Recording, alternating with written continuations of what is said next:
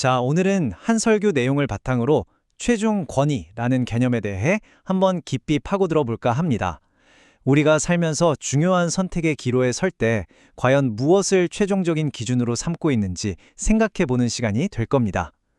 그럼 바로 이 질문부터 시작해 볼까요? 한번 진지하게 생각해 보세요.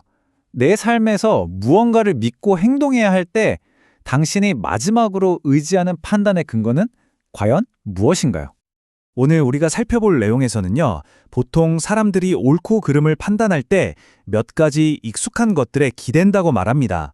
이를테면 오랫동안 해왔던 전통이나 그 분야의 전문가 의견, 아니면 내 자신의 이성적인 판단 같은 것들 말이죠. 남들 다 하니까 따라가는 경우도 많고요. 자, 그럼 이 권위를 찾는 여정에 대해서 오늘 우리가 살펴볼 설교는 아주 명확한 신학적인 관점에서의 해답을 하나 제시합니다. 같이 한번 보시죠. 여기서 핵심 주장은 아주 명료합니다. 바로 신자에게 있어서만큼은 성경이 믿음과 행동 모두에 대한 궁극적이고 최종적인 권위가 된다는 겁니다. 이런 원칙을 신학 용어로는 솔라 스크립투라, 우리 말로는 오직 성경이라고 부르는데요. 말 그대로 믿음과 행동의 최종 기준을 다른 어떤 것도 아닌 오직 성경에만 둔다는 의미죠. 설교에 나온 이 한마디가 이 원칙을 받아들인 사람의 태도를 정말 모든 걸 보여주는데요. 내가 믿는 이유, 내가 행동하는 이유가 다른 데 있는 게 아니라 오직 하나님이 말씀하셨기 때문이라는 겁니다. 아니 근데 성경이 뭐라고? 어떻게 이렇게 절대적인 권위를 가질 수 있는 걸까요? 여기에 대해서 설교는 그 근거로 두 가지 핵심적인 기동을 이야기합니다. 바로 계시와 영감이라는 개념이에요. 계시는 성경 내용의 출처가 하나님이라는 뜻이고요.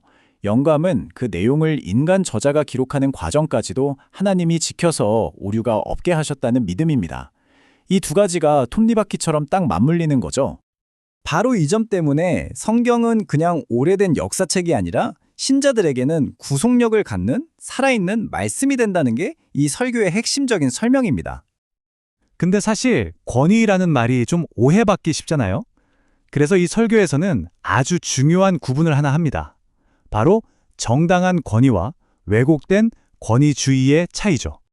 여기서 말하는 진짜 권위는요, 사람들을 올바른 길로 이끌어주는 긍정적인 힘이라는 겁니다. 목표가 무언가를 세우고 보호하는 데 있는 거죠. 반면에 권위주의는 완전히 다릅니다. 이건 힘의 남용이죠. 이끄는 게 아니라 그냥 강제로 통제하고 억누르는 겁니다. 진실이 아닌 것에 복종하게 만드는 거죠. 이 차이가 어디서 확 드러나냐면요. 설교에 나온 예시를 보면 바로 이해가 돼요. 부모가 아이한테 위생을 가르치는 건 합리적인 권위죠. 하지만 군대에서 네 머리를 철모에 맞춰라 라고 강요하는 건 비합리적인 권위주의입니다. 결과도 완전히 다르고요. 자, 그럼 이론은 알겠는데 이 원칙이 우리 삶에 구체적으로 어떤 의미가 있을까요? 설교의 마지막 부분에서는 이 원칙이 신자의 일상에 어떻게 적용되는지를 보여줍니다. 설교에서는 크게 세 단계로 나눠서 설명하고 있어요. 하나님에 대한 태도, 그리고 세계관 필터, 마지막으로 의사결정의 가이드. 하나씩 보죠. 첫 번째는 태도의 문제입니다. 성경을 어떻게 대하느냐가 곧 하나님을 어떻게 대하는지를 직접적으로 보여준다는 거예요. 비유하자면 왕이 보낸 편지를 함부로 대하는 건 곧 왕을 무시하는 거나 마찬가지라는 거죠. 두 번째는 최종 필터로서의 역할입니다. 이게 무슨 말이냐면요. 우리가 세상에서 배우는 모든 지식들 있잖아요. 과학, 문화, 심리학 같은 것들. 이걸 그냥 받아들이는 게 아니라 성경이라는 필터에 한번 걸러보는 거예요. 그래서 성경의 가르침과 맞으면 받아들이고 아니면 거부하는 거죠. 그리고 마지막 세 번째, 바로 의사결정의 가이드가 되는 겁니다. 직업을 고르거나 결혼 상대를 정하는 것처럼 인생의 아주 중요한 선택의 순간에 내 기분이나 주변 분위기보다는 성경이 뭐라고 말하는지를 가장 중요한 기준으로 삼는다는 거죠. 이런 삶의 태도는 결국 이 한마디로 요약될 수 있습니다.